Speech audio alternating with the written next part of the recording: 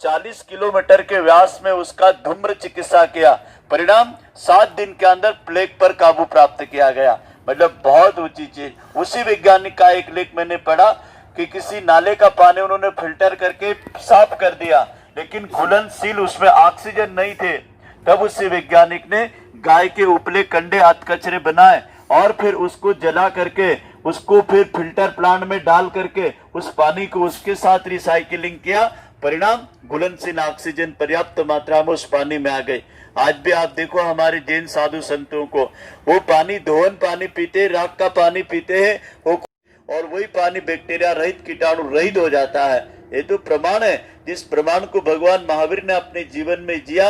आज भी उनके जितने साधु मुनि योगी सारे 13 पंथी लोग वही क्रम करते हैं।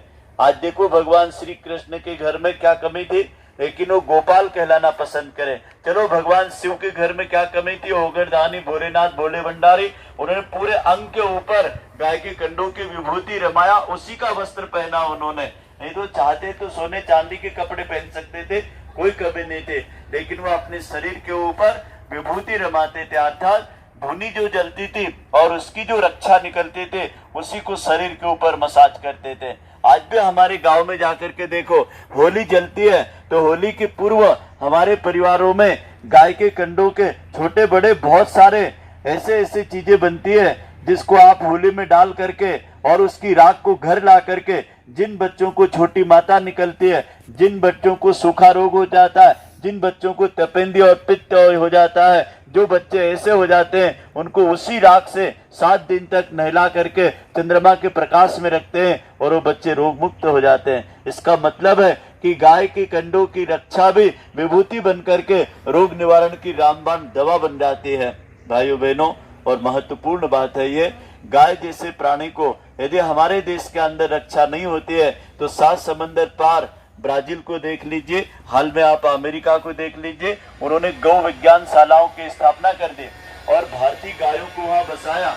एक हमारे कर्नाटक के भाई है विपिन जी, पिछले 4 साल पहले 12 करोड़ रुपया उस बंदे ने खर्च किया। वहां की सरकार ने उनको 350 एकड़ जमीन, वहां जमीन बहुत है, उन 350 एकड़ का जंगल उनको दे दिया। आज वहां 100 गौ माताएं विराजमान है और वहां पर 5 मिनट गाय को स्पर्श करने का अपने यहाँ की मुद्रा के हिसाब से 1100 से 1500 रुपया 5 मिनट केवल स्पर्श करने का वो फीस लेता है।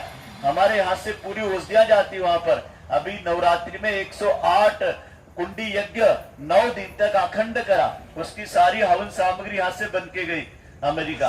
तो उस बंदे ने जब वीडियो बना करके भेजा और बताया कि यहाँ पर देखो विदेशी लोगों की, साइंटिस्ट की, पर्यावरण मंत्री की लाइन लगी हुई है, किसके पास, काऊ डॉक्टर के पास, केवल गाय के कंठे की मालिश कर रहे, गाय की पूंछ को सिर पे घुमा रहे, गाय के चरण दबा रहे और वहां पर उसकी 5 मिनट गाय के सानिध्य की न्यूनतम में तो बता रहा, वो बोले इससे तो ज्यादा बोले लोग डॉलर दे के जाते हैं, मतलब 20-20 हजार तक लोग बोले दे के जाते हैं कि भाई हमारे को ये बीमारी अच्छी हो गई, मानसिक रोग अच्छे हो गए, शुगर अच्छी हो गई, अनिद्रा चले गई, बच्चों को खेच आती थी मिर्गी वो अच्छी हो गई, तो बोले हम इतना अस्पतालों में देते थे, या आपकी गायों के चारे के लिए लगा दीजिए हमारा पैसा।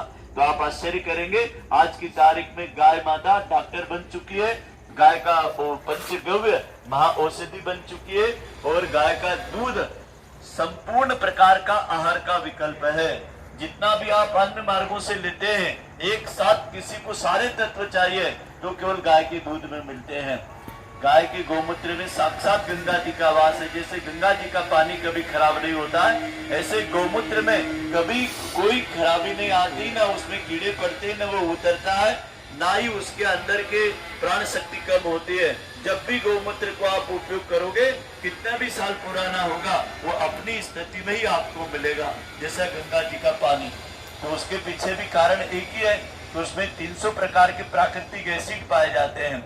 गौमूत्र की घनवटी गौमूत्र का अर्क आज दुर्लभ चीज बन चुका, इतनी डिमांड है भारत के अंदर, क्योंकि कैंसर रोधी कीटाणुओं की कोशिकाओं को जड़ से मिटाने का एंटीबायोटिक उसके अंदर पाया गया है। इतना ही नहीं, गौमूत्र के हम घनवटी बनाते हैं, आरोग्यवटी। अब तो एक बहन आई थी, बता रहे थे उसके बच्चे की आंख के नीचे 2 फुंसियां हो गए थे, डॉक्टर बोले इसका ऑपरेशन करके निकालना पड़ेगा। गौमूत्र की घनवटी दी, वो सारे शिष्ट 8 महीने में पूरे खत्म हो गए। और वो बच्चा आज मेरे को अभी दिखा गई, बोले बच्चा देखो पूर्ण रूप से 100%, आप देख के भी नहीं बता सकते कि यहाँ कभी गांठ थी, दोनों आंख के नीचे थे। हो सकता है कोलेस्ट्रॉल बढ़ गया होगा, उसका सिस्ट बाहर आ गया होगा। और जब भी कोलेस्ट्रॉल बढ़ता है आदमी का, तो उसके छोटे छोटे सिस्ट बनना शुरू हो जाते हैं। उसी से कील होती, मुहासे होते, मस्से होते हैं, कई प्रकार की स्किन की मोटी होना, चमड़ी होना, ये कोई बीमारी नहीं है, बस वारों की लिवटी लेने से ठीक हो गया। अगला और महत्वपूर्ण, गाय माता का घृत, दही, ये सब प्रकार की औषधियों के अंदर इनका उपयोग होता है। जैसे कोई चीज को हम शोधित करते हैं तो उसमें गोबर, गोमातिर, घी, दूध के साथ उसको शोधित करते हैं। गाय का घृत रसायन है, देख रहे हैं आप।